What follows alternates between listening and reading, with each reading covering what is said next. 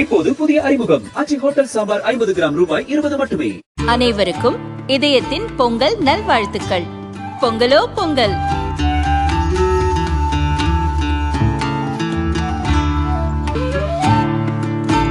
அனைவருக்கும் இதயம் மந்த்ராவின் பொங்கல் தின நல்வாழ்த்துக்கள். பொங்கலோ பொங்கல். ரொம்ப டயர்டா இருக்கு. இயற்கையான டேட்ஸ், பாதாம், பிஸ்தா, கேஷு அண்ட் ஹனி கொண்டு தயாரிக்கப்பட்ட lion date nut bites. India ஐரோப்பிய ஒன்றியம் இடையே தடையற்ற வர்த்தக ஒப்பந்தம் குறித்த பேச்சு 2007 துவங்கி 2013 வரை பல சுற்றுகளாக நடந்தது. 2013 சில கருத்து வேறுபாடுகளால் நிறுத்தப்பட்டது. கார், மதுபானங்கள் மீதான இறக்குமதி வரி, தகவல் தொழில்நுட்பம், இந்திய நிறுவனங்களுக்கான தரவு பாதுகாப்பு, அறிவுசார் சொத்துரிமை, தொழிலாளர் விதிகள் போன்ற விவகாரங்களில் முரண்பாடு இருந்தது. கடந்த 2022 ஜூனில் மீண்டும் அதிகாரப்பூர்வ பேச்சு துவங்கப்பட்டு தற்போது நிறைவடைந்துள்ளது. குடியரசு தின விழாவில் பங்கேற்க சிறப்பு விருந்தினராக இந்தியா வந்துள்ள ஐரோப்பிய யூனியனின் தலைவர் உர்சுலா வாண்டர்லேயன் மற்றும் ஐரோப்பிய கவுன்சில் தலைவர் அன்டோனியோ கோஸ்டா ஆகியோர் டெல்லியில் பிரதமர் மோடியை சந்தித்து பேச்சுவார்த்தை நடத்தினர். அப்போது தடையற்ற வர்த்தக ஒப்பந்தம் குறித்து விரிவாக ஆலோசனை நடந்தது. அறிவிப்பு பின்னர் இந்தியா ஐரோப்பிய யூனியன் இடையே தடையற்ற வர்த்தக ஒப்பந்தம் கையெழுத்தானது. இந்த ஒப்பந்தத்தின் மூலம் பெரும்பாலான பொருட்களுக்கு பரஸ்பரம் இரு நாடுகளும் இறக்குமதி வரியை நீக்கும். 2027 அமலுக்கு வரும். இது உலகின் 2வது பெரிய பொருளாதாரமான ஐரோப்பிய ஒன்றியத்தையும் 4வது பெரிய பொருளாதாரமான இந்தியாவையும் இணைக்கிறது.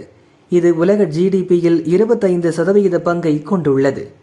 ஐரோப்பிய யூனியன் தலைவர் உர்சுலா வாண்டர்லேயன் இந்த ஒப்பந்தத்தை அனைத்து ஒப்பந்தங்களின் தாய் என்று வர்ணித்துள்ளார்.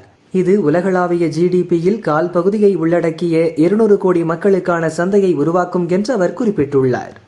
Meanwhile, India and the European Union just concluded the negotiation over long-pending free trade agreement, that is FTA, on January 26.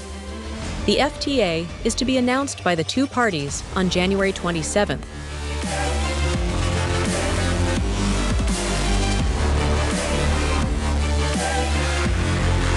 Always stand with Ukraine. India ஐரோப்பிய ஒன்றியம் இடையிலான ஒப்பந்தம் அமெரிக்காவை அதிருப்தியடைய செய்துள்ளது. அமெரிக்க கருவூல செயலாளர் ஸ்காட் பெசன் ஐரோப்பிய ஒன்றியத்தின் இந்த நடவடிக்கையை கடுமையாக விமர்சித்துள்ளார். இந்தியா ரஷ்யாவிடமிருந்து கச்சா எண்ணெயை வாங்கி அதை தனது சுத்திகரிப்பு நிலையங்களில் சுத்திகரித்து ஐரோப்பாவிற்கு விற்பனை செய்கிறது. இதன் மூலம் ஐரோப்பிய ஒன்றியம் தனக்கு எதிரான போருக்கே தானே நிதியுதவி செய்வதாக பெசன் குற்றம் சாட்டியுள்ளார். உக்ரைன் போரை நிறுத்த அதிபர் ட்ரம்ப் எடுத்து வரும் அமைதி முயற்சிகளுக்கு ஐரோப்பிய ஒன்றியத்தின் இந்த வர்த்தக ஒப்பந்தம் முட்டுக்கட்டையாக இருப்பதாக அவர் சாடியுள்ளார்.